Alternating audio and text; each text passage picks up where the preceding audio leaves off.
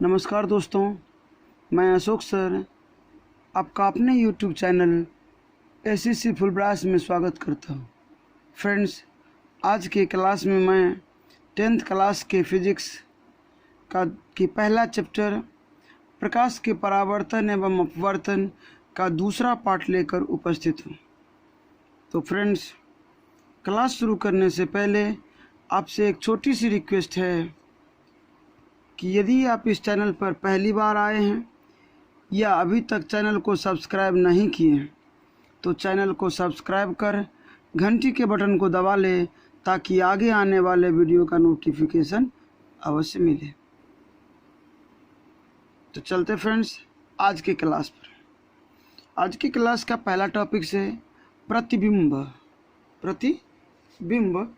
जिसे इमेज कहते हैं इंग्लिश में। क्या होता फ्रेंड्स, किसी बिंदु वस्तु से आ रही प्रकाश की किरणें परावर्तन या अपवर्तन के बाद जिस बिंदु पर संसरित होती है या उस बिंदु से अपसरित होती हुई प्रतीत होती है, उस बिंदु को उस वस्तु का प्रतिबिंब कहते हैं।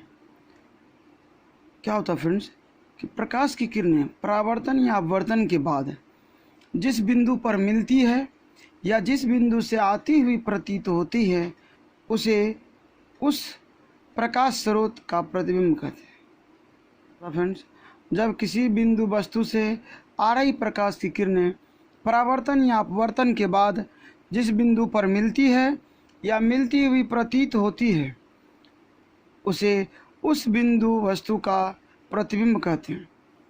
प्रतिबिंब दो प्रकार के होते हैं, वास्तविक प्रतिबिंब और काल्पनिक प्रतिबिंब। तो बात करते हैं फ्रेंड्स यहाँ पर वास्तविक प्रतिबिंब की।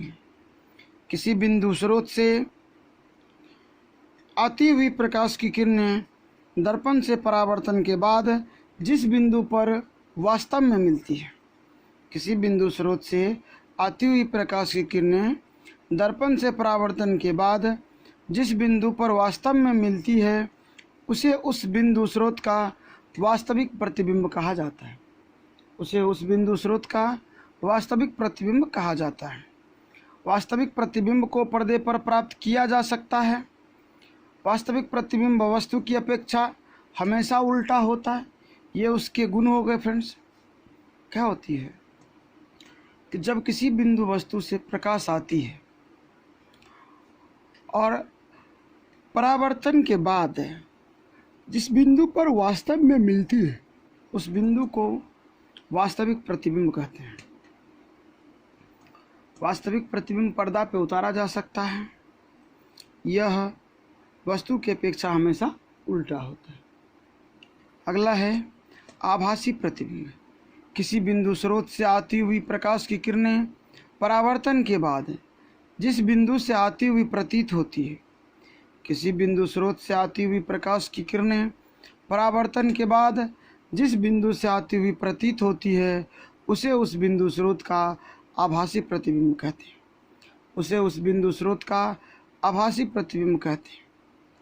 आभासी प्रतिबिंब को पर्दा पर नहीं प्राप्त किया जा सकता है।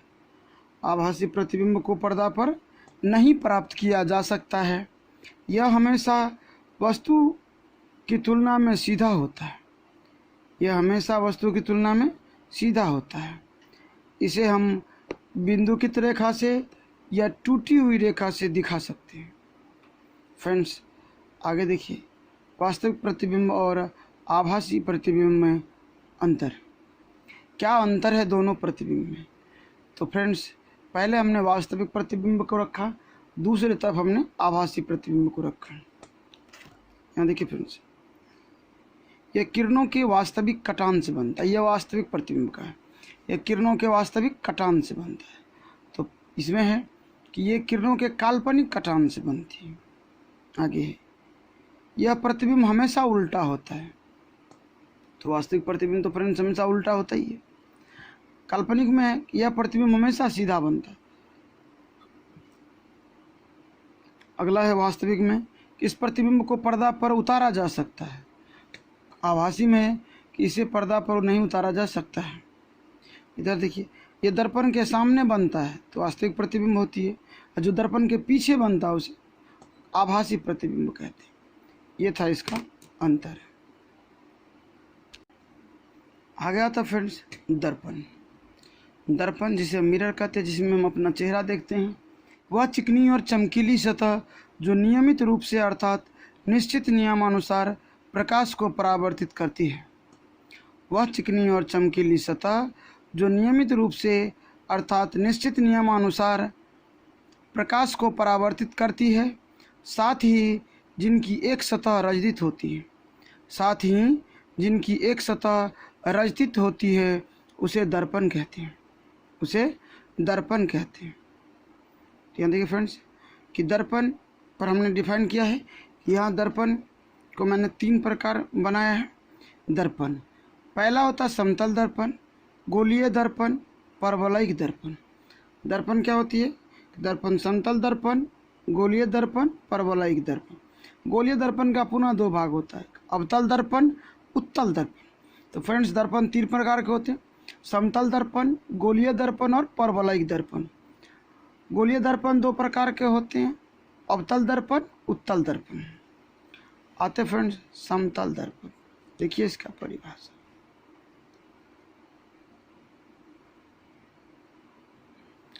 समतल दर्पण प्लेन मिरर, जिस दर्पण की परावर्तक सतह समतल हो, जिस दर्पण की परावर्तक सतह समतल हो, उसे समतल दर्पण कहते हैं। आगे है गोलीय दर्पण, जिस दर्पण की परावर्तक सतह खोखले गोले का भाग हो, जिस दर्पण का परावर्तक सतह खोखले गोले का एक भाग हो, उसे गोलीय दर्पण कहते हैं। गोलीय दर्पण के बारे में हमने बताया था फ्रेंड्स 2 प्रकार के होते हैं। पहला है अवतल दर्पण, जिस दर्पण की परावर्तक सतह धसी हुई है अर्थात केंद्र की ओर होती है, उसे अवतल दर्पण कहते हैं। जिस दर्पण की परावर्तक सतह धसी रहती है अर्थात केंद्र की ओर होती है, उसे अवतल दर्पण कहते हैं। इसे अभिसारी दर्पण भी कहते हैं। फ्रेंड्स ये जो है ये अवतल दर्पण है, ये अवतल दर्पण है। आगे है उत्तल दर्पण।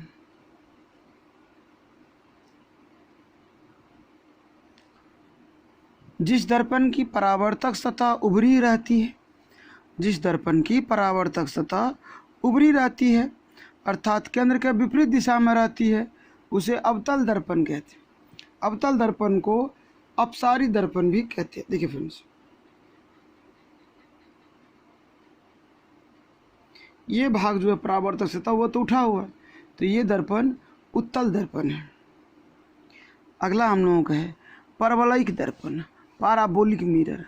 अगला है परवलयिक दर्पण, पैराबोलिक मिरर। वह दर्पण जो पूर्णतः गोलीय नहीं होता, उसे परवलयिक दर्पण कहते हैं। वह दर्पण जो पूर्णतः गोलीय नहीं होता, उसे परवलयिक दर्पण कहते हैं। जैसे फ्रेंड्स ये देखिए, ये इमेज परवलयिक दर्पण का है। जो दर्पण पूर्णतः गोलीय नहीं होता, उसे परवलयिक दर्पण कहते हैं। आगे टॉपिक से फ्रेंड्स समतल दर्पण द्वारा प्राप्त प्रतिबिंब। देखिए फ्रेंड्स क्या होती है, ए बी एक वस्तु है, ए बी से 2 किरणें निकली, एक डायरेक्ट समतल दर्पण पड़ी और वही पर रिटर्न हो गई। एक दर्पण के केंद्र पे आया और फिर वहाँ से रिटर्न हो गया। इस प्रकार जब इसे पीछे की ओर बढ़ाती है तो यहाँ पर एक इमेज बनती है ए डैश बी डैश, ये प्रतिबिंब है, ये समतल दर्पण। आगे की बात हम लोग इधर करते हैं। समतल दर्पण द्वारा प्राप्त प्रतिबिंब आभासी एवं सीधा होता है। समतल दर्पण द्वारा प्राप्त प्रतिबिंब आभासी एवं सीधा होता है। प्रतिबिंब का आधार वस्तु, प्रतिबिंब का आकार वस्तु के आकार के बराबर होता है। प्रतिबिंब का आकार वस्तु के आकार के बराबर होता है। प्रतिबिंब दर्पण के उतने ही पीछे बनता है जितनी की वस्तु की दर्पण से दूरी होती है। प्रतिबिंब दर्पण के उतने ही पीछे बनता है जितने की वस्तु की दर्पण से दूरी होती है। अगला फ्रेंड्स पार्श्व परिवर्तन। समतल दर्पण में वस्तु का दायां भाग बायां तथा बायां भाग दायां प्रतीत होता है, अर्थात ये पार्श्विक उल्टा होता है। इसमें प्रतिबिंब क्या होता है, पार्श्विक उल्टा होता है। अतः फ्रेंड्स गोलीय दर्पण से संबंधित कुछ पद है। तो फ्रेंड्स सबसे पहले हम लोग यहाँ गोलीय दर्पण का अध्ययन करें। ये हो गया फ्रेंड्स गोला, जिसे एक स्फेरिकल हो गया, एक गोला हो गया, बीच में एक मुख्य अक्ष है। फ्रेंड्स इधर से हमने एक कलेक्ट कर दिया एक साइड, तो ये अवतल दर्पण बन गया। ये जो यहाँ पर भाग है ये केंद्र हो गई, इसे सी से सूचित कर दिया। ये यहाँ पर दर्पण पर जो है ये पी हो गया। ये पी और सी के बीच का भाग जहाँ पर एफ हो गई, और सी और पी के बीच की दूरी कैपिटल आर हो गई, और एफ और पी की दूरी के बीच की दूरी स्मॉल एफ हो गई। आगे हम बात करते हैं वक्रता केंद्र, सेंटर ऑफ कर्वेचर। गोलीय दर्पण जिस खोखले गोले का एक भाग होता है, गोलीय दर्पण जिस खोखले गोले का एक भाग होता है उसके केंद्र को दर्पण का वक्रता केंद्र कहते हैं। इसे कैपिटल सी द्वारा सूचित किया जाता है। फ्रेंड्स क्या है कि फिगर में जो ये सी है वह वक्रता केंद्र ही है। आगे है ध्रुव पोल। गोलीय दर्पण के ज्यामितीय केंद्र को दर्पण का ध्रुव कहते हैं। गोलीय दर्पण के ज्यामितीय केंद्र को दर्पण का ध्रुव कहते हैं। इसे प्रायः कैपिटल पी से सूचित किया जाता है। इसे प्रायः कैपिटल पी से सूचित किया जाता है।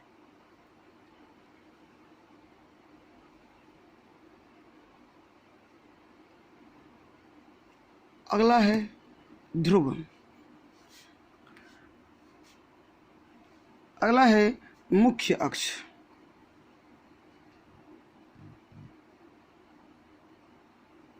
मुख्य अक्ष प्रिंसिपल एक्सिस। दर्पण के ध्रुव और वक्रता केंद्र को मिलाने वाली रेखा दर्पण का मुख्य अक्ष या प्रधान अक्ष कहते हैं। दर्पण के ध्रुव और वक्रता केंद्र को मिलाने वाली रेखा को दर्पण का मुख्य अक्ष या प्रधान अक्ष कहते हैं। दर्पण का द्वारक। दर्पण की चौड़ाई को दर्पण का द्वारक कहते हैं। दर्पण की चौड़ाई को दर्पण का द्वारक। दर्पण की चौड़ाई को दर्पण का द्वारक कहते हैं। अगला है वक्रता त्रिज्या। दर्पण जिस खोखले गोले का भाग है, दर्पण जिस खोखले गोले का भाग है उस गोले की त्रिज्या को दर्पण की वक्रता त्रिज्या कहते हैं। उस गोले की त्रिज्या को दर्पण की वक्रता त्रिज्या कहते हैं और इसे कैपिटल आर द्वारा सूचित किया जाता है। मुख्य फोकस। गोलीय दर्पण के मुख्य अक्ष के समांतर आपतित किरणें। गोलीय दर्पण के मुख्य अक्ष के समांतर आपतित किरणें परावर्तन के बाद जिस बिंदु पर एक दूसरे से मिलती है या मिलती हुई प्रतीत होती है उस बिंदु को गोलीय दर्पण का मुख्य फोकस या फोकस बिंदु कहते हैं। मुख्य फोकस या फोकस बिंदु कहते हैं। तो फ्रेंड्स यहाँ जो है ये जो इमेज है इसमें सी है वह वक्रता केंद्र है। यहाँ पर पी जो है वह ध्रुव है।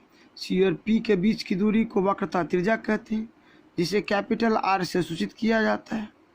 और सी और पी के मध्य बिंदु को फोकस कहते हैं। फोकस और पी के बीच की दूरी को स्मॉल एफ कहते हैं।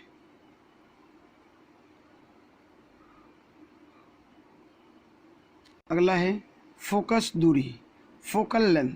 फोकस दूरी गोलीय दर्पण के ध्रुव तथा मुख्य फोकस के बीच की दूरी को गोलीय दर्पण की फोकस दूरी कहते हैं। गोलीय दर्पण के ध्रुव तथा मुख्य फोकस के बीच की दूरी को गोलीय दर्पण की फोकस दूरी कहते हैं। इसे स्मॉल एफ द्वारा सूचित किया जाता है।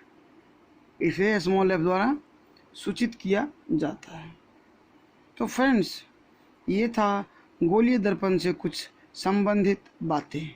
ये थे गोलीय दर्पण से संबंधित कुछ मुख्य बातें। फ्रेंड्स आज का क्लास इतना पर ही समाप्त होता है। मिलते हैं अगले क्लास में कुछ इन्हीं टॉपिक्स के साथ। जो टॉपिक्स अभी आपके सामने स्क्रीन पर है कि गोलीय दर्पण की वक्रता, त्रिज्या तथा फोकस दूरी में संबंध स्थापित करें। गोलीय दर्पण की वक्रता, त्रिज्या कैपिटल आर तथा फोकस दूरी स्मॉल एफ में संबंध स्थापित करें। या गोलीय दर्पण की फोकस दूरी वक्रता त्रिज्या की आधी होती है। गोलीय दर्पण की फोकस दूरी वक्रता त्रिज्या की आधी होती है। फ्रेंड्स, यहाँ 2 हो गई है तो 1 हटा दिया जाए।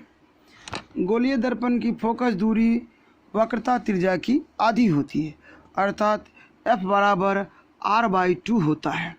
इसको सिद्ध करना है फ्रेंड्स। आगे है, यदि गोलीय दर्पण की फोकस दूरी f तथा वक्रता त्रिज्या कैपिटल R हो तो 2f बराबर कैपिटल R होता है। ये हमें सिद्ध करना है। तो फ्रेंड्स, सिंपल सी बात है कि f बराबर r/2 स्थापित करना है। तो ये हम लोग आगे पढ़ेंगे अलग अलग दर्पण में। गोलीय दर्पण जो 2 प्रकार के होते हैं, उसके उत्तल दर्पण में और अवतल दर्पण में, दोनों दर्पण में इसकी क्रियाएं अलग अलग पढ़ेंगे। तो फ्रेंड्स, आज की क्लास को इतने पर समाप्त करते हैं। फ्रेंड्स, अगर वीडियो अच्छी लगी हो तो लाइक और कमेंट अवश्य करना और अपने दोस्तों को शेयर भी करना। तो फ्रेंड्स, मिलते हैं अगले क्लास में। f बराबर r/2 या 2f बराबर r फॉर्मूला को सिद्ध करने या फिर स्थापित करने का वीडियो लेकर। तो फ्रेंड्स, आज के लिए इतना ही। मिलते हैं अगले क्लास में। तब तक के लिए जय हिंद। Thanks for watching.